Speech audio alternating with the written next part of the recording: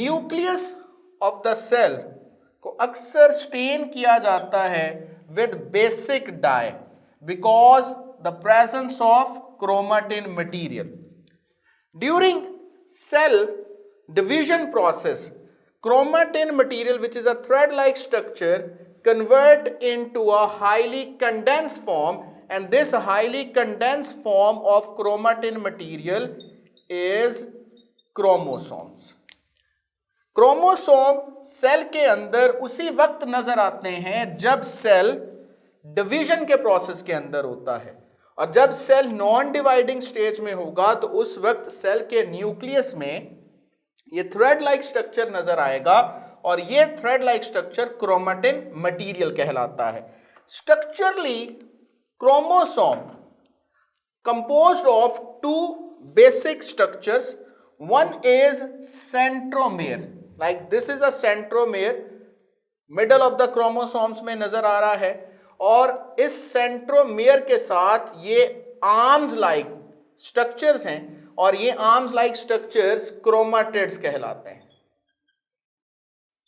Chromatids are basically the exact replica of the chromosomes which formed during the process of cell division, because when cell divide during mitosis, तो एक cell ने दो में divide होना है, तो before division chromosomes जो हैं वो डुप्लीकेट करते हैं, और यहां पर डुप्लीकेशन ऑफ क्रोमोसोम्स के अंदर जेनेटिक मटेरियल जो डीएनए है वो डुप्लीकेट करता है in a same chromosome, and this duplicated form or exact replica of the chromosome is chromatid. So chromatid can be defined as chromatid is exact replica of the chromosome which are held together at the same centromere. Like here, this is a chromatid of this chromosome, and this is a exact replica of this chromosome. So both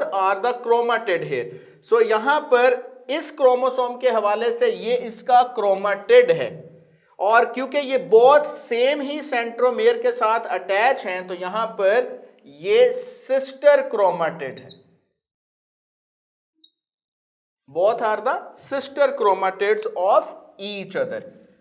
chromosomes chemically made up of DNA and protein, and all the information necessary to control the activities of the cell is located on these chromosomes in the form of genes, and the genes are the unit of the hereditary material, and in case of DNA, genes are the specific sequence of the nucleotide which express in the form of some traits, and these genes transfer from one generation to another generation, and this is a hereditary unit of the chromosomes.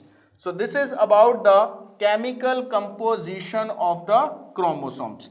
The number of chromosomes in all individual of the same species remains constant generation after generation. एक ही species के अंदर chromosomes की तादाद हमेशा same ही रहती है generation after generation, but different species के अंदर क्रोमोसोम्स की तादाद जो है वो डिफरेंट हो सकती है.